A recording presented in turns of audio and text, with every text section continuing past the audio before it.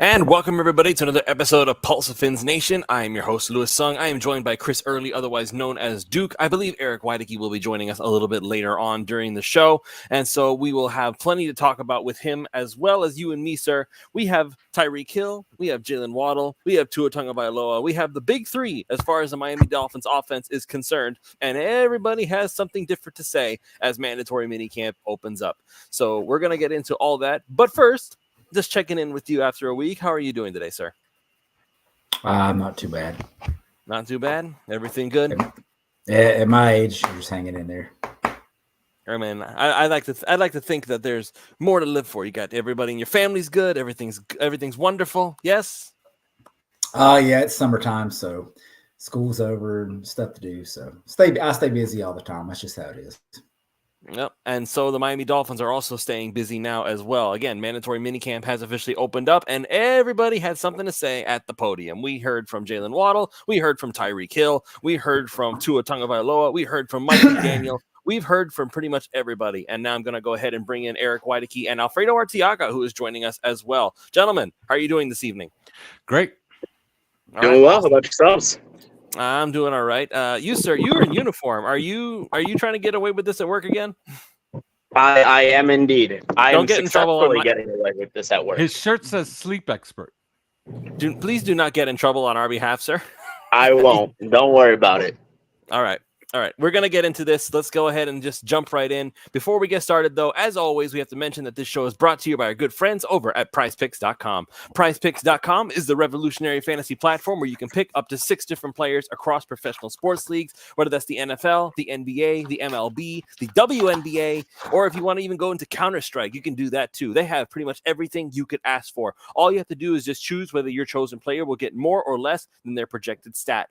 And today happens to be Taco Tuesday as we are recording this. So there are discounted props all over the place for you to check out. So make sure you use the promo code 5, that's FIVE, and they will match up to $100 on your deposit when you sign up. And once again, it is now legal in South Florida all over again. It was legal before, then it wasn't legal, and now it is legal again thanks to PrizePicks' new arena mode. So once again, use the promo code 5, that's FIVE, and they will match up to $100 on your deposit when you sign up. And of course, we also have jerseys305.com. They are also a new sponsor here at the 5 Reasons Sports Network. So I'm going to go ahead and play the video and let you guys hear from Ethan Skolnick, the head of the network. Hey, it's Ethan Skolnick for the 5 Reasons Sports Network. We've got a great new sponsor that fits with us perfectly. It's called jerseys305.com. That's jerseys305.com. This is your home for dead stock and vintage jerseys from the Heat, Panthers, Dolphins, Marlins, and the other local teams. Their mission was born from a passion for wearing jerseys of the old styles and the past players. Jerseys 305 aims to make every fan stand out from the crowd with unique pieces that you don't commonly see anymore. Maybe 10, 15, 20 years ago, but not today. And Jerseys 305 was created by the fans, for the fans. They're diehards just like you. In fact, they're probably listening to this episode right now. So check them out, Jerseys 305, their partnership with 5 Reasons Sports, celebrating with a 10% discount on the next purchase using the code 5 at checkout. Unlock your exclusive savings on the entire vintage collection. And again, that's 10% off, and you go to jerseys305.com, get yourself a classic jersey. One day, Tyreek Hill is going to be a classic jersey for the Miami Dolphins. I truly believe that. So let's go ahead and we'll get into all the discussion that happened today. I'm going to go ahead and start with Tyreek Hill. We'll get into the Tua stuff later. I know that's what everybody's here for, but I want to save that for last. So Tyreek Hill went onto the podium, and mind you, this is in the aftermath of I believe his agent, Drew Rosenhaus, was speaking with Josh Moser of WSFN. And they were based as WS. I get them all confused. Is WSVN? Yes, that's right. WSFN is the Channel 33 people. But anyway, WSVN. Josh Moser, the sports anchor there, had an interview with Drew Rosenhaus, and seeing all the contracts that were being signed, you had AJ Brown signing an extension. You obviously have Justin Jefferson signing his big, massive deal that makes him the highest paid wide receiver in the NFL. There are other players that are getting ready to get paid. Jamar Chase is waiting for his deal now. You got CeeDee Lamb, who's waiting for his deal now. And now here you see Jaylen Waddle, who right now our homegrown talent. He got himself a nice juicy 3-year extension, and that's gonna kick in after this season because we are on the 5th year option right now. So with that in mind, Tyreek Hill, who once upon a time was one of the most highly paid wide receiver on the market. Now he's looking at these contracts and saying, you know what, I think I deserve a little bit more. And I wrote an article today on 5 Reasons Sports Network. I know I haven't written in like 2 years, but in any case, I wrote an article today, and there are shades of the Xavier Howard situation from back in 2019. There are some differences, and I'll highlight them in a moment. But back in 2019, Xavier Howard signed a contract with the Miami Dolphins that made him the highest paid cornerback in NFL history. And then he played through 2020, and in 2021 he started he got grouchy because he was basically feeling he was underpaid because other players, like his comparatives, his peers, had signed contracts that were bigger than his, and he couldn't let that stand. He was very upset about that, so he started requesting trades. He was not happy. He made it a point to say he wasn't happy, and so eventually Miami went ahead and they adjusted his contract and made him the highest paid cornerback a second time. Mind you, again, I hated the concept at the beginning. And to some extent, I'm still not a big fan of the practice. You just signed your contract and already you're grouchy because somebody else ended up making more than you. That would be saying somebody makes more than Patrick Mahomes, just like $1 more than Mahomes, and he starts getting, no, I'm the best. You need to pay me an extra $2. That's the sort of stuff that I don't like. But regardless. Now, here's the difference between Tyreek Hill and Xavier Howard. In Xavier Howard's case, we all felt as Miami Dolphins fans, and I believe we were correct in thinking this, Xavier Howard was a top 10 NFL cornerback. He was one of the best at what he did. He was a turnover machine. He deserved the money that ultimately he got because, again, he was a top tier talent when he's healthy. That's his biggest issue right now. That's why he's not with a team. He's not healthy. But the issue with Xavier Howard is that he was a corner with and he's a big part of the defense, but he wasn't the piece, if that makes sense. Now here we have Tyreek Hill. Tyreek Hill, he does things that no one else can do. We've all said as such. Tyreek Hill is faster than almost everybody in the entire NFL. If you ask him, I'm sure he'll say he's the fastest. He's more agile. He's more elusive. He has the ability to do things that no one else does. Even as we were here on this show clamoring for Xavier Worthy and how fast he was running in a straight line. Alf, you alluded to this during the draft. A lot of other people agreed. As fast as Xavier Worthy is running in a straight line, beating the 40-yard dash record, he still is not he doesn't turn as quick. He's not as twitchy as Tyreek. There's no replacing that. So, and not only that, Mike McDaniel at the podium today made it a point to say how important Tyreek is to his coaching career, his offense, just the team as a whole, as a leader. Tyreek it's Tua and Tyreek. Those two together are the Miami Dolphins offense, for lack of a better term. There are other pieces. Jaylen Waddle is proof positive, but Tua and Tyreek are it, man. And you can't replace what Tyreek does, even with someone like Jaylen Waddle. So for him to come out now and say that he wants a little bit more money, there are a lot of people saying that it's time to move on from Tyreek. His salary cap's going to be too much. I do not share that opinion. I think that as long as Tyreek is moving the way he's moving, you keep him around, because that's something that you have to look far and wide to try to replace that skill set. So if I'm Miami, I make Tyreek happy. And I think that ultimately that's what they will do. Mike McDaniel seems to be alluding as such in his press conference. So I am the one who's going to be saying right now, for the record, and I know that the narrative have shifted, says Cap for Life. According to who? I'm not sure what narrative we're talking about here. But anyway, I'm somebody who believes, I know I have friends that have been on this show who disagree with me, but I think that as long as Tyreek is moving as fast as he is, and even if he goes a little bit slower, like even if he's a little slower, he's still going to be faster than most of the wide receivers in the NFL. So I'm of the opinion that as long as Tyreek wants to play, unless something drastic happens, you keep him around, because he's just too important to this offense and what Tua and McDaniel want to do. Gentlemen, I leave the floor open to you guys. Whoever wants to go first, feel free to speak up, and you guys can talk about it. Well, I can tell you this. If you look at his contract and you look at his cap charge for 2025, he has a potential out after 2025. They're not going to pay him the money that is being charged that season. You could play with those 2 years, okay, and give him an extension to 2026 and that will be just fine. Those are just void years at the end of his contract that made his contract actually kind of phony baloney. Okay. This is really the first year that he's actually going to get a lot of money from the Miami Dolphins, $31 million cap hit. So what you do is you make him happy. You tear up those last 2 years. He has no guaranteed money in 2025, none. And that's the issue. Okay. He wants some guarantees. He wants to at least reach the money that he was promised originally, which was 4 years, $120 million. Okay. So to do that, you got to do some type of extension that's going to pay him and guarantee him somewhere near $50 million over 2 seasons. So you're talking about 2025 and 2026. You could do something like that. But anything beyond 2026 is just impossible. And it's impossible because of the other contracts that are coming up.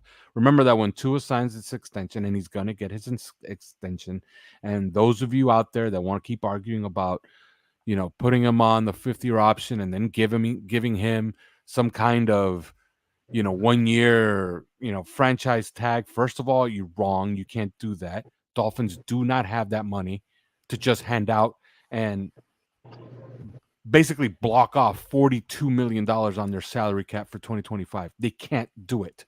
It's not possible. So you need to do an extension. When you do that extension, you could keep his number down for the first 3 years of his contract. And then it's going to gradually start ballooning up unless what you're banking on is a very, very long career. You're banking on a 10, 12-year career where you could just keep revisiting the contract and kicking the can down the road until you have that one season where you just can't kick the can down the road any further. If you do that, then you could probably work with Tyreek for 2025 and 2026. What will it cost you? It'll probably cost you Bradley Chubb. And that's just the name of the game. But you did draft 1,000 pass rushers this past season. So it stands to reason that you should be okay in that department going forward. But that is the name of the game. That is what will happen. You're going to have to sacrifice somebody. They're already sacrificing Teron Armstead at the end of the season to pay Jaylen Waddle. Okay? Tua's number will come up due in about 3 years. You could keep his number down for 3 years.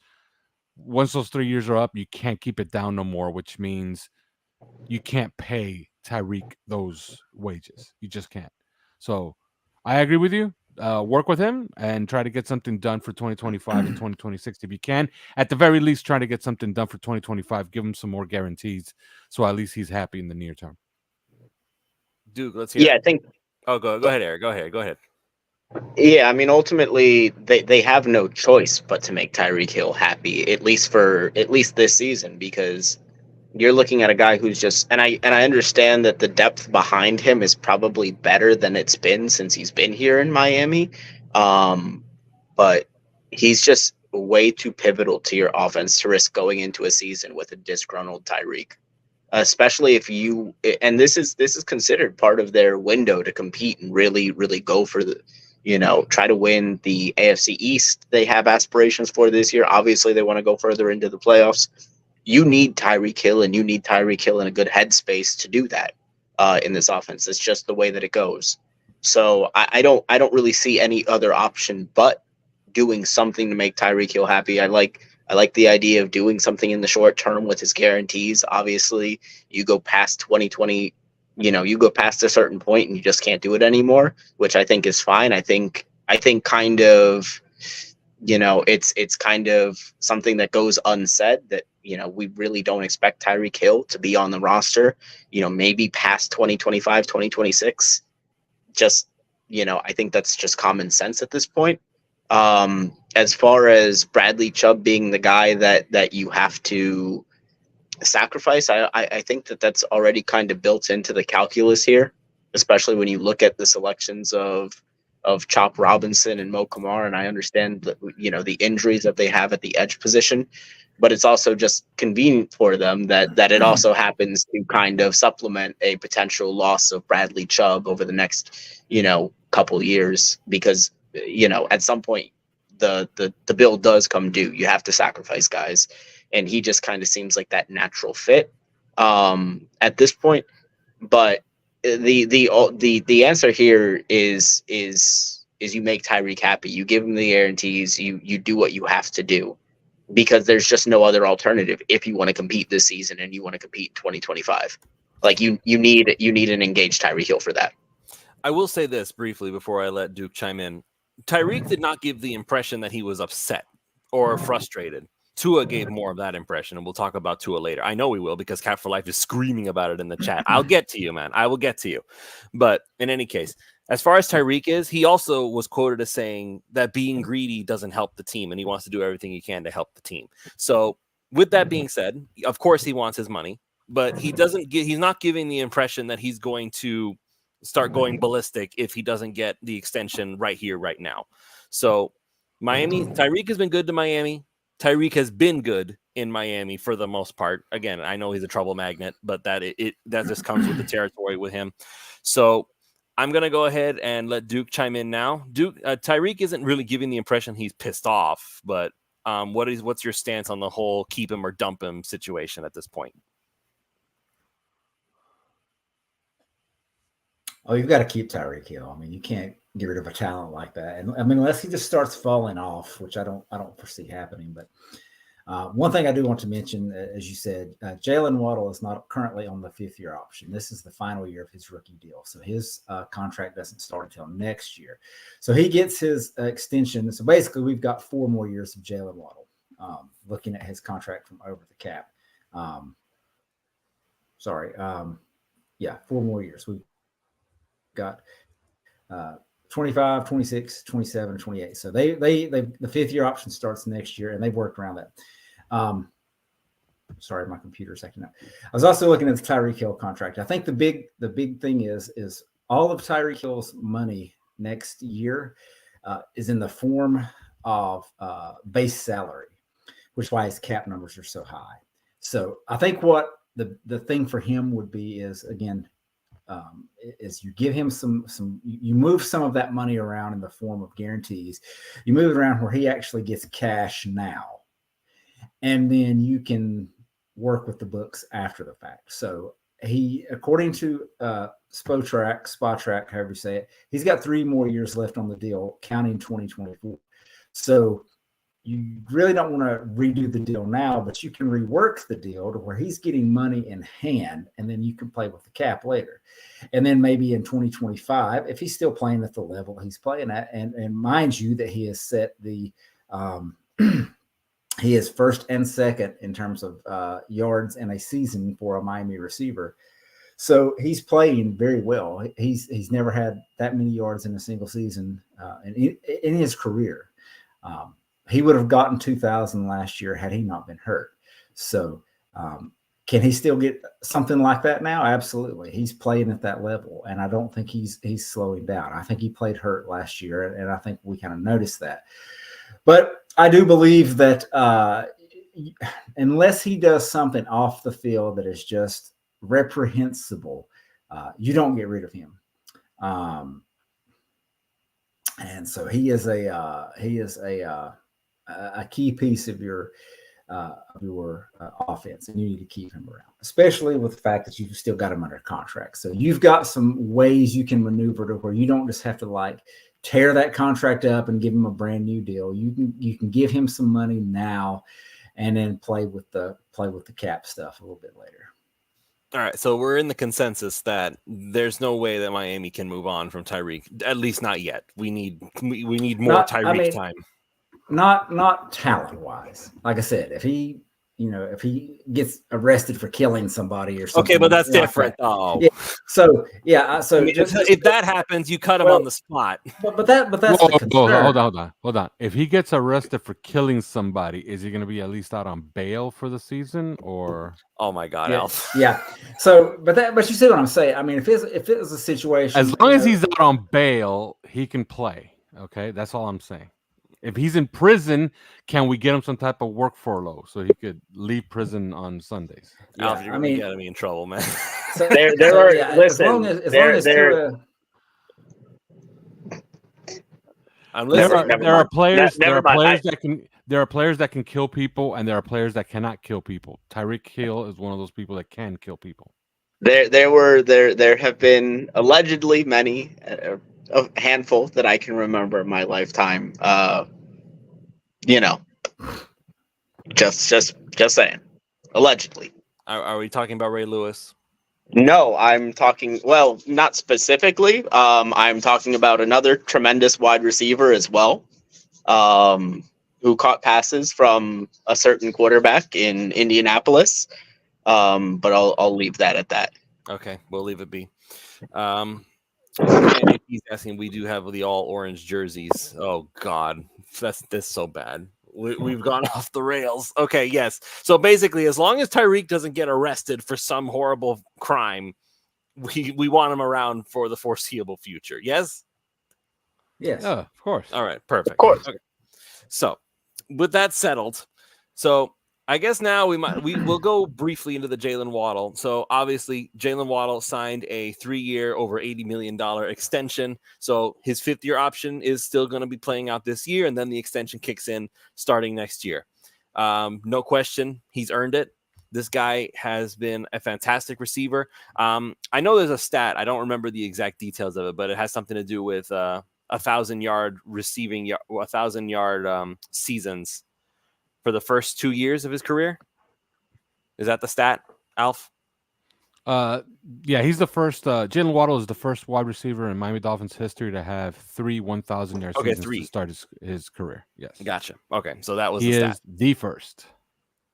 So that puts him above and beyond, obviously, a lot of other players that we've had in the past. We love the Mark brothers, no question about it. Not taking anything away from them. We've had some terrific wide receivers come in here, and one of which, of course, is Tyreek. But Jaylen Waddle, homegrown talent, and he has done a phenomenal job while he's been here, and he's earned his money. And again, he also has a strong rapport with Tua, so keeping him around along with Tyreek is crucial to the offense's success. The offense runs through that trio: Tua, Tyreek, and Waddle. You need all 3 guys, at least for the foreseeable future. Alf, you've alluded to it. Eventually, we're going to have to say goodbye to Tyreek. Don't know when that's going to be. I'm sure they'll hold off until the last possible moment. They might even be willing to make concessions elsewhere if it means they keep their number 1 weapon if he's at full strength after all these years. Now, we'll see what happens with that. But as far as I'm concerned, Jaylen Waddle, he's earned it. And I believe you alluded, Alf, he's going to earn every penny of that. And so if that is the case, I'm not even a little bit upset about it. Some people were saying that he's overpaid because he's a second wide receiver. He's only a second wide receiver because Tyreek is here. He was number 1 until Tyreek got here, and he did well. And he continues to do well, even when Tyreek is not playing. Jaylen Waddle is a stud. Kudos to Chris Greer for finding him. Kudos for him realizing what it was that Tua needed, because as good as Devonta Smith is for the Eagles, and I personally, like, even for me, I was thinking along the terms of, I want route running. I want the elite route runner in Devonta Smith. That's what he does best. He has a great catch radius. He's able to catch it from any angle. Chris Greer picked the right move in picking Jaylen Waddle, because Waddle, just that raw speed, man, it does so well with what Tua does. Tua will find you. Just beat everybody else with your raw speed. That's what Jaylen Waddle does best, more than anything else. Not to say that that's all he has, but that's what he does best. So kudos to Chris Greer for getting a terrific deal on par with what Devonta Smith was getting. They didn't reset the market with Jaylen Waddle. They basically got him the Devonta Smith contract, for lack of a better term, if we're going to use a comparison. So any brief thoughts on Jaylen Waddle, gentlemen, before we get into the real topic of the evening, which Cap for Life still has not stopped commenting about? Well, Jaylen Waddle, he has to take the next step. He's a great player, okay, and he's had a great start to his career here. Last year he had some injuries, and he still had a productive season, but he has to take the next step. He has to work on his game and elevate his game a further step this year, and he's one of the good ones, man. Like, he really does care about his craft. He works very, very hard all off season. I have no doubt he's going to improve upon his game for this coming year. This is not a guy that takes years off. He just does not. He works. He cares. Yeah, likewise. I mean, considering the fact that the money doesn't really come into play for another couple of seasons, and you look at what that contract is really going to look like at that point in time, especially after in a post-Justin Jefferson world with his extension, Jaylen Waddle's deal will continue to look better and better by the day. by the minute, by the second. I have no qualms with that deal. I think it's a fantastic deal for the Dolphins and for Jaylen Waddle, obviously getting his money. Duke, you're muted, sir. Yeah, I have seen it suggested in places that the Dolphins should have looked to trade Jaylen Waddle and get a first round pick for him. But every time I see that, my first thought is that Family Guy skit where Peter goes to that resort or whatever. Here's the talk, and then get a free boat or the mystery box, and he says, "Yeah, that's just a boat, but we could get the mystery box. It could even be a boat." It's like that. That's the whole thing. When you've got the boat, don't go for the mystery box. So, yeah, if Miami didn't keep him and they traded him or let him walk or whatever and got whatever, you're not necessarily going to guarantee to get another player as good as him. So, yeah, like Eric said, the contract's good. It's a win for Miami there. Yeah, like that's like a skit that I saw once where the guy wins a game show and they tell him you could pick from one of two showcases, and in one showcase it's $1 million cash, a boat, a house, and a car, and the other one is a 10-foot by 10-foot vault. And the guy's like, wow, $1 million, a mansion, a boat, and a car. But that's a 10-foot by 10-foot vault. There could be billions of dollars in there. It's the Homer Simpson meme. Yeah, and it ended up being a vacuum cleaner or something. Yeah. Yeah. And the skit was that when the guy said, "Oh, you know what? I got to take the vault." When he took the vault, he goes, "Oh, here's the combination. Since you own the vault," he opens it and there's nothing in it. He won the vault. You won the vault. Congratulations. You own a vault that weighs 50,000 pounds. Yeah, it's like the old saying: a bird in the hand is worth two in the bush. So you've got the bird in hand. Don't worry about the bush. All right. So let's get into the meat. We're going to spend the rest of the evening on this. I know we are. The meat and potatoes. I have so many comments. I cannot even highlight them all from Cap for Life. He is loving this salty Tua stuff. I think he feels justified in all the comments that he's made before. I'm just going to say this. If you watch the press conference that Tua did with the media, you could tell he was frustrated. I feel like the frustration was more with the fact that he had to talk about it at all. He's never been one to talk about his personal life. We've known that for a long time. Tua's not somebody who likes to talk about what's going on in his personal life. He'll talk to you all day about what's going on the field. He'll talk to you about his game plan. He'll talk to you about his training. He has no issues with any of that. When his personal life is concerned, which it would be his contract, that's when he gets frustrated. He used the word antsy.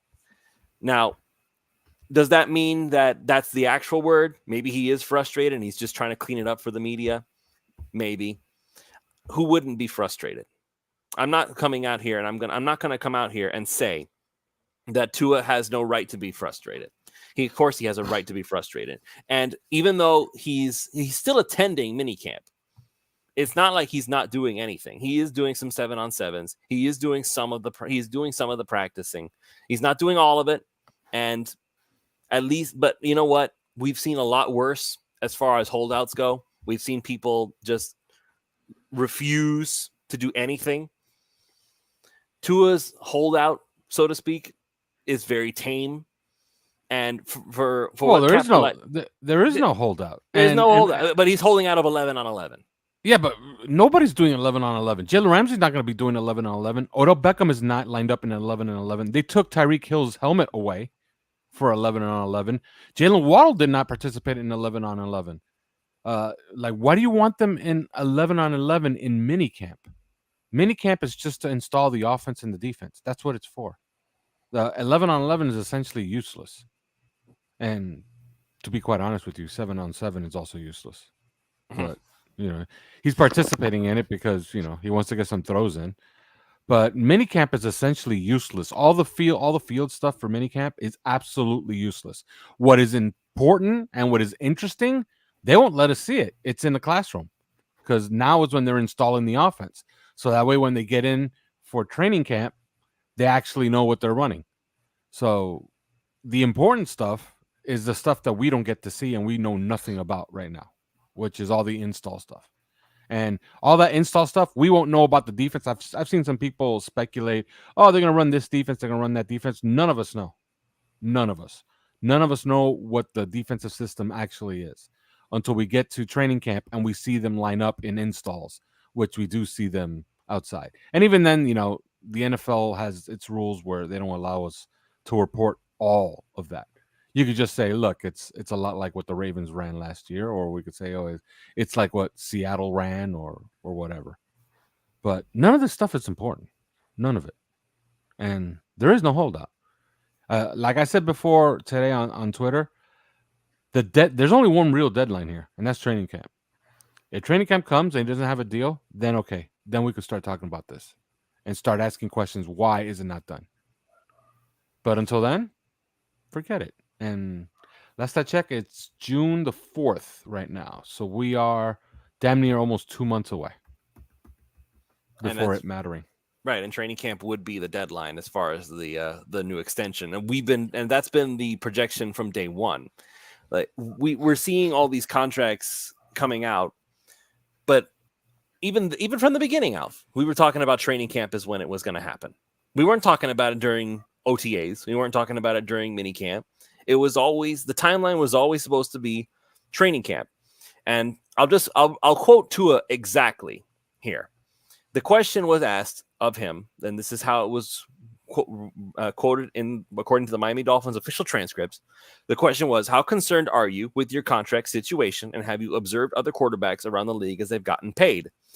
He says, and I quote, I mean, I'm not blind to people that are in my position that are getting paid. Am I concerned about it? I'm not concerned about it, but there's a lot of discussion that we've had that we are trying to move that thing into the right direction, or we can both be happy.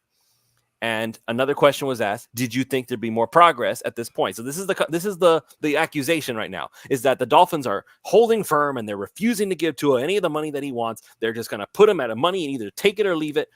That's not what's going on here. I refuse to believe that they're just hard putting their feet in the sand and saying, we are not going to budge from this line.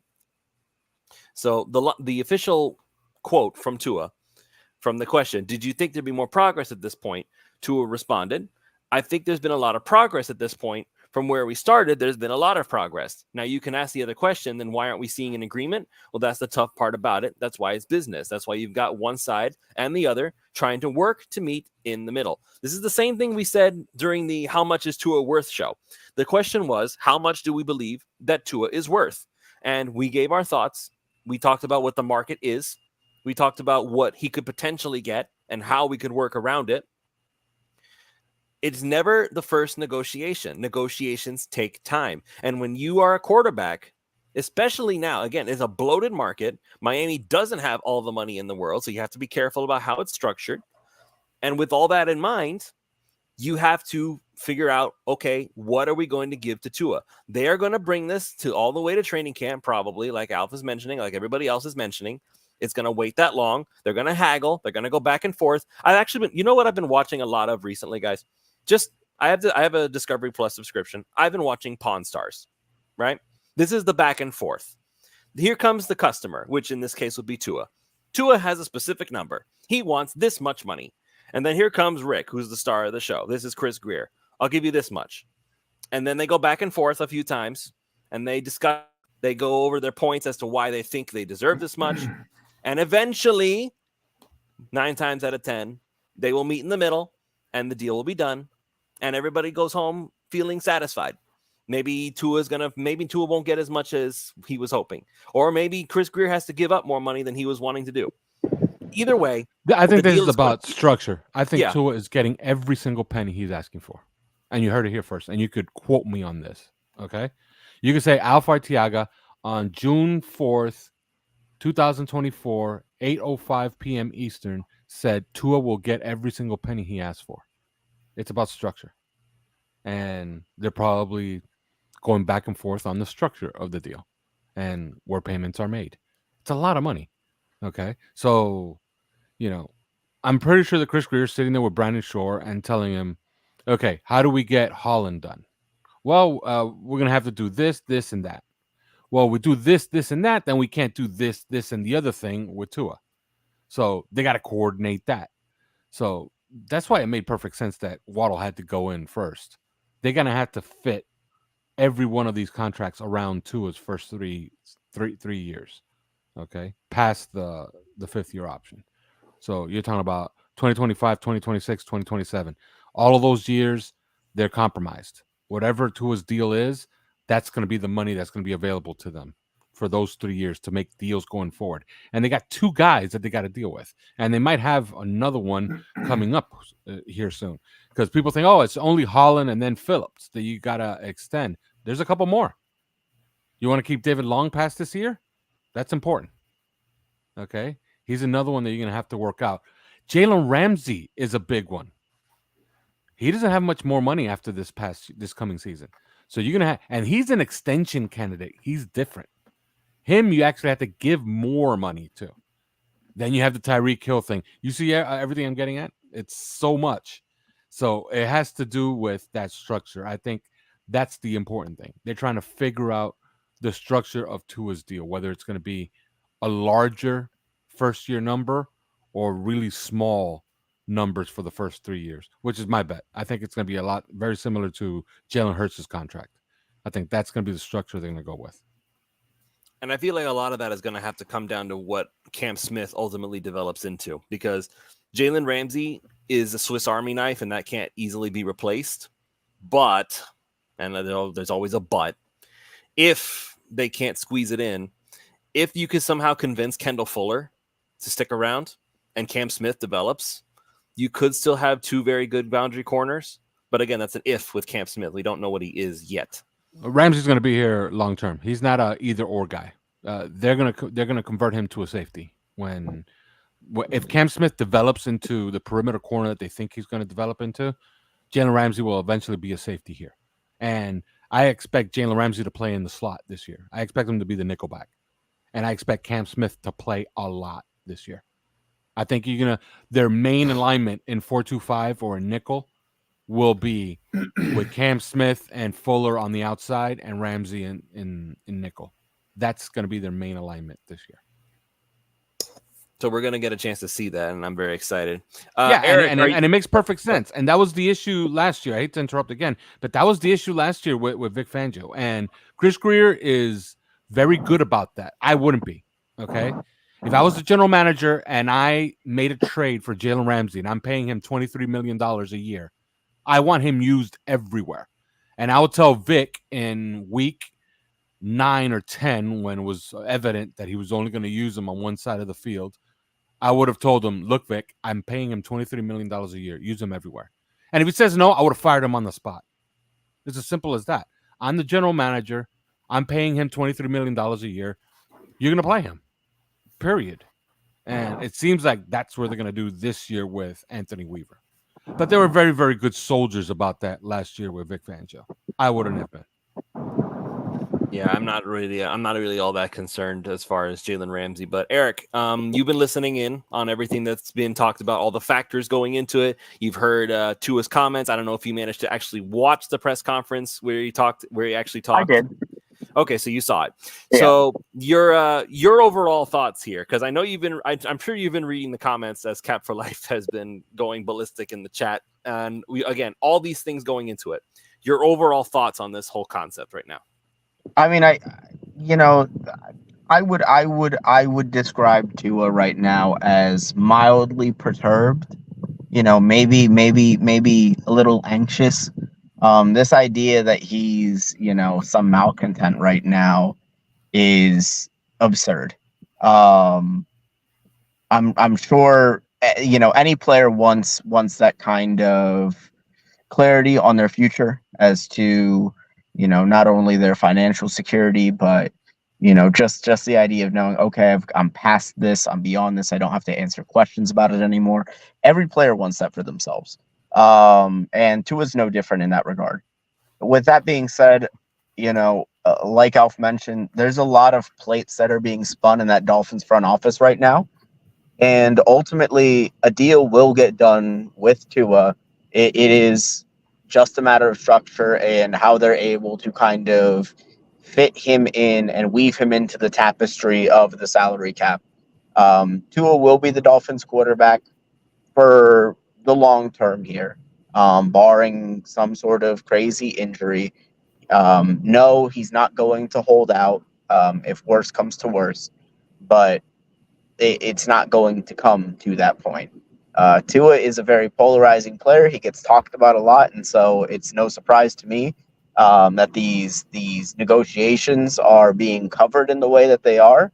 But to me, this just feels like standard practice in the NFL with teams and franchise quarterbacks in terms of how these negotiations tend to go. I'm not sitting here sweating it. I don't think Tua is, you know, I don't think that the relationship is like irreparably damaged or anything like that, or that these are even really especially contentious negotiations. Um, I just think both sides are just anxious to get the deal done. And I'm confident that within the next month or two, at some point before the season rolls around, two will have a new deal. And I think it'll ultimately be one that is good for both sides. Duke, your thoughts? Well, those two guys covered pretty much everything I was going to say. That was good. That was good work. I agree with Alf. I think it's all about the structure. I don't think it's about the dollars. And I agree with Eric. I don't think there's any issue as far as between the two of them. I think they're both in good shape. One thing that I have seen people discuss, and I know it's come up, is they talk about like, well, we need to, you need to build a team around a rookie contract and all that kind of stuff. So I just, because I'm that type of nerd, I got to looking into it. There are 13 quarterbacks currently in the NFL with an average annual salary of $40 million or more. 2 of them have won a Super Bowl. 3 of them have been to a Super Bowl. The rest have made the playoffs, but that's about it. There are 4 more quarterbacks that are 25 million or higher, and the only one of them that has been to a Super Bowl or won a Super Bowl is Aaron Rodgers. So the 2 quarterbacks that are making that much money that have won are Patrick Mahomes and Matthew Stafford. So, I mean, you look at the list of these top quarterbacks, and they're all making this money, and they're not all going to win a Super Bowl. I mean, at some point, you just have to say, is this guy going to give us the best chance to win?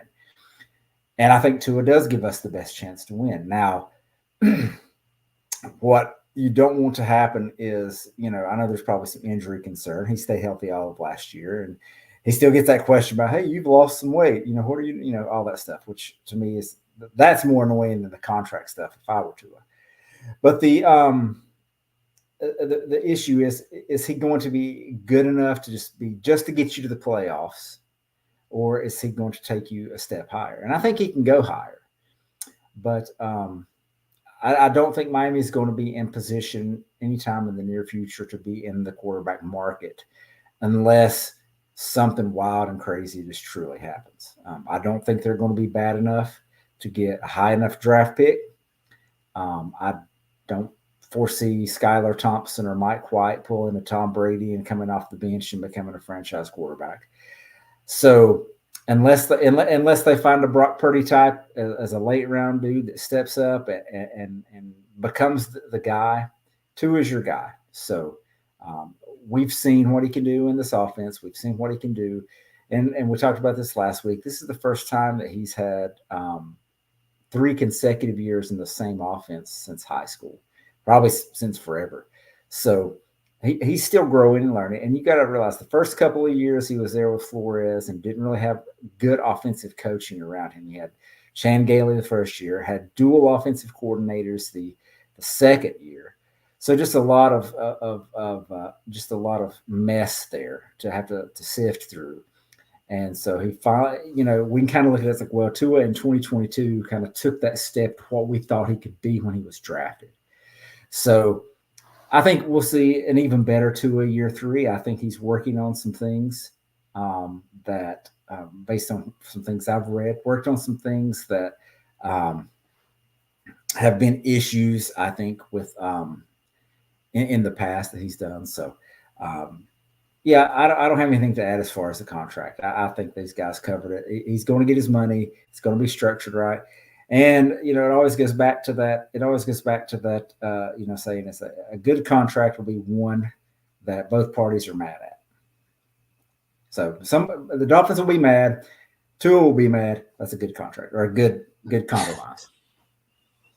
I hate that it can't be a positive way of doing it. It's like, no, we're both unhappy about it. It's like, well, it's just nobody's going to get what they want out of the deal. I mean, the Dolphins are like, oh, yeah, we want to sign you to $40 million or something, which is probably not going to be the case. But then Tua's like, well, we want $60 million, and then they whittle their way down. He's like, well, I'll settle for 53, and the Dolphins will be like, well, I'll give you 53. And that's how it comes to it. That's all that means. So they're going to get. Yeah, they're going to get their they're going to get their they're going to get what they want. I think the Dolphins want it structured a certain way to protect them in the event that he doesn't stay healthy. But he's going to be here. They're going to keep Hill. They're going to keep Waddle, obviously. I think Jalen Phillips is the next kind of big contract. And if it weren't for the injury, that would be a guy that you'd absolutely want to re-sign. So I think they're going to kind of wait and see with him. But he'll be next. Holland will be next. They've got a good core to build around. And, it's funny that I was thinking about this earlier. People were talking about – I remember Jeff Ireland in the first – set of Hard Knocks the Dolphins were in, telling Peter King that we've got some 4s and 5s and 6s. We need some 1, 2s and 3s. And now Odell Beckham Jr. is our wide receiver 3. So we have come a long way in the past 10 years or more. These are rich NFL people problems to have, that we've got so much talent that we don't know how we're going to pay them all. I can remember days when it was like, it wasn't like that. And wasn't it, I think Odell Beckham Jr. said he took less money to come here. I think a couple others said that they took less money to come here. So it's a place people want to come play now. And it's because of the coach and it's because of Tua and the stuff that they're building. So it's a good time to be a Miami Dolphins fan. Eric, I saw you on mute. Yeah, and I was just going to say, and it's a place where people actually want to play instead of using Miami as a leverage play like they did back in the day. I use your phrase a lot. It's champagne problems. Absolutely. I mean, you look at they're loaded at this point. So the fact that we're having this discussion about, okay, well, who gets extended next means that you have players to extend, means that you've drafted well, means that you've developed your talent well. So this is life as a contending team in the NFL. And I know that it's not something that the fan base has really been used to over the last 15, 20 years. But this is kind of the cycle of what it's like when your team is good and it's competitive and you've got to make these hard decisions where, okay, well, we can cut a little bit off here in order to kind of gain a little bit more in another area. So, I mean, like I said, just the fact that we're having this conversation is kind of, like you mentioned, proof positive that things have changed, in Miami, and not that I think it's been pretty evident over the last year or two. But this is life as a contending team in the NFL, and I think that the fan base, it's something that they're going to have to just kind of get adjusted to at this point. Yeah, once upon a time, I was not able to watch a lot of contending football teams, so I was not used to the idea of just having too many good players. I was usually just thinking, okay, maybe we finally loaded up enough that we can maybe contend, and then everybody just kind of falls away after that. So this is a brand new experience for me too. I will admit that. Alf, I don't know if you have any information that you can or are allowed to say, or if you can just maybe speculate, because we keep talking about the structure of the deal that's holding it up. What kind of structure are we talking about that's holding it up? Is it just guarantees, or is there something more to it? Well, I'm pretty sure it has a lot to do with the guarantees, but I think it's more to do with which money is paid up front, which is not, the cap charges for the first 3 or 4 years, the schedule of payments, stuff like that. I think that's what's important, and I think that's what they're probably working on. right now. So Tua is just trying to get paid more right away rather than having to hold off on it. That's the idea? Not necessarily. I think it has to do with the payment schedule, which is, it's an odd thing, but it's it's something that they're gonna have to square away. Like, that's just a fact. Like, they're gonna have to square something like that away. It's really about how they're gonna convert salary to cash in the deal. Remember, we're talking about hundreds of millions of dollars here. There are not only are there cap considerations that's the Dolphins, but there are tax considerations for Tua. So we shall see. But I do believe something will happen. Like, something will get done before. No, yes, camp, something will get done. I'm not concerned about whether it will get done or not. I'm just, I again, Miami, I feel like, knows that there's no better alternatives right now beyond Tua. I mean, what are they going to do if it doesn't work out with Tua? You're going to throw Mike White out there. You're going to hope that Skylar Thompson has learned enough he can run the show. You're going to pray that big-armed Gavin Hardison is going to become the next Brock Purdy. I don't see it. I mean, you're not looking at those guys. You'd be looking like, well, we're going to let Tua play the fifth-year option now, and then in 2025 we're going to draft a guy. That would be your strategy if you're not going to re-sign him, or if you knew beyond a shadow of a doubt that there was an upgrade that you could an upgraded veteran that you could acquire. So, Aaron Andrews, by the way, to that point, Duke, Aaron Andrews said the alternative next year ain't better. Don't say Dak Prescott. Well, I mean, I don't want to. I mean, maybe he's an option. Maybe somebody considers him an upgrade. I'm not going to get into that. But I'm going to go. I'm going to use a little reductio ad absurdum here. Let's just say Patrick Mahomes says, "You know what? I hate Kansas City. I want out of here, and I'm out. I'm not playing for you another play. I want to go somewhere else." You get in on that sweepstakes, right? Everyone would. If you got a deal where, like, I know this guy is going to be better than Tua, and he's going to be available, and I can get him, you do that, right? But that's just not a thing that exists. I don't think there's a free agent out there that's going to be better. I don't think there's a veteran that you can acquire in a trade that's going to be better. And I don't think that you're going to look at it from a draft perspective, because you're going to be drafting in the 20s, most likely, hopefully in the 30s. So, you're not getting that guy. So unless everything just completely falls apart and you get the first overall pick and there's a stud sitting there, that would be your route. So it's either pay Tua or you start the thing all over again. Yeah, we got to pay Tua. All right. Some last thoughts before we get ready to call it a night. In the chat, Ryan AP says, "Can't wait to see Jordan Brooks. When's the last time we had a good inside linebacker?" Channing Crowder. I personally think Carlos Dansby was pretty good at what he did. So, and that's no disrespect to Channing. I love Channing. He's a great dude. But I don't know. Dansby was probably the last really good inside linebacker that we had that I can think of. Do you guys have any other names to throw out there? That was a guy that I had in mind. Dansby, Alf. No, that's pretty much it.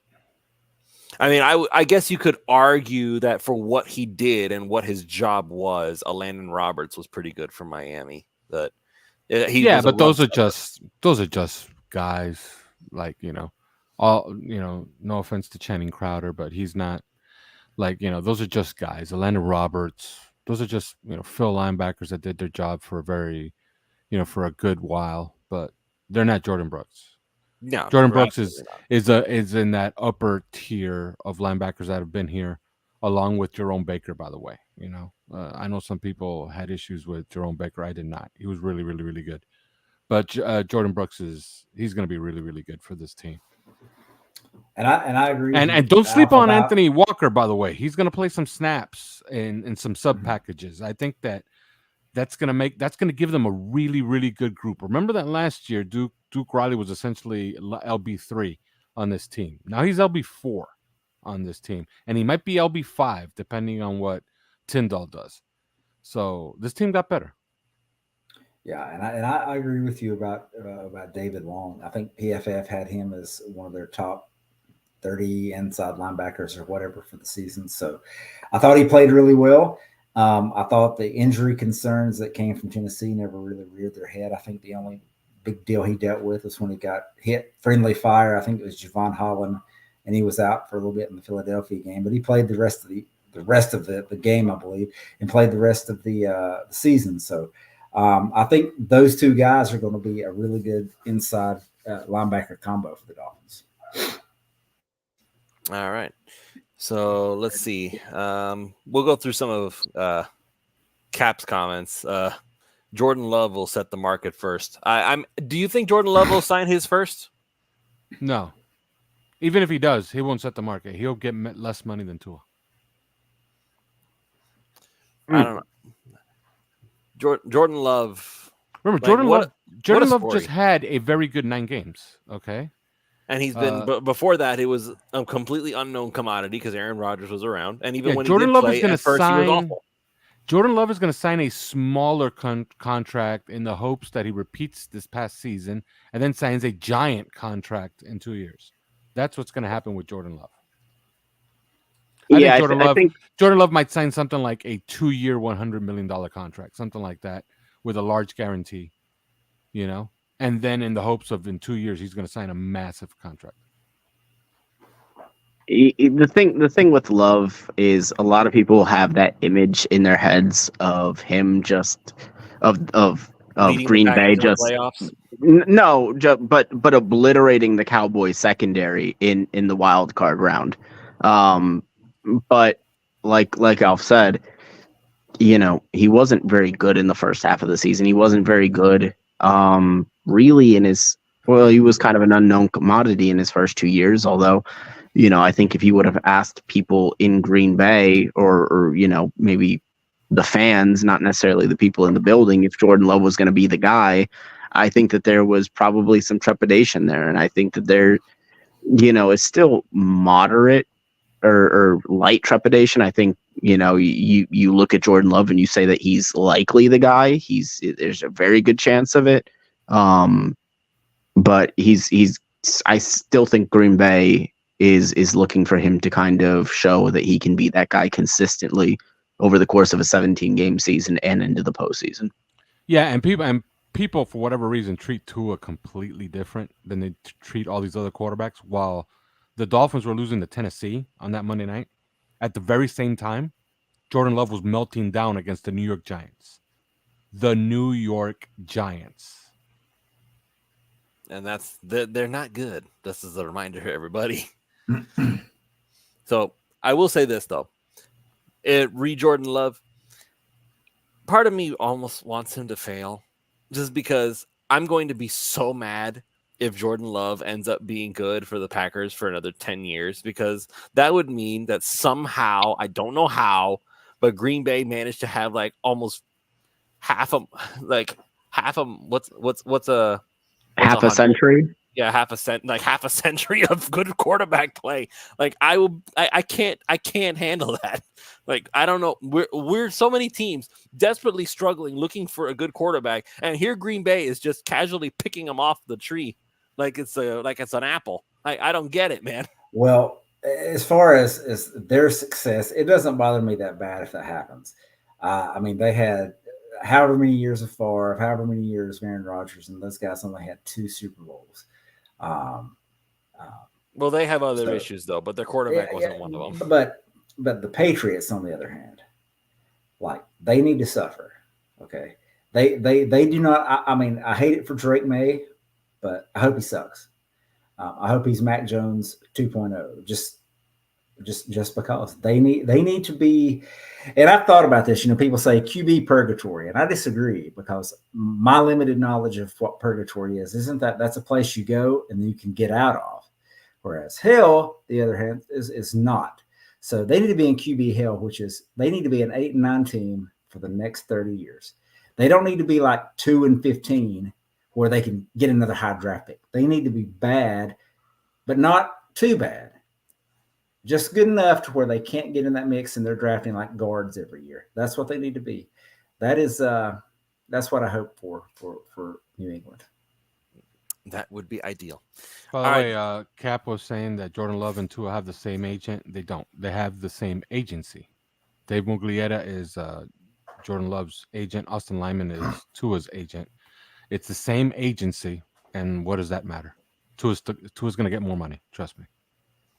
All right, so we're going to go ahead and we're going to end it here. Everybody, thank you all so much for listening. Once again, this show is going to be showing up on the 3 Yards Per Carry podcast feed probably around tomorrow. Make sure, by the way, all this good stuff that we're talking about here, we can have a lot more discussions just like that if you join OnlyFins. The link is in the description of this video. And again, the link is you just go to https discord.gg/OnlyFins. Yeah.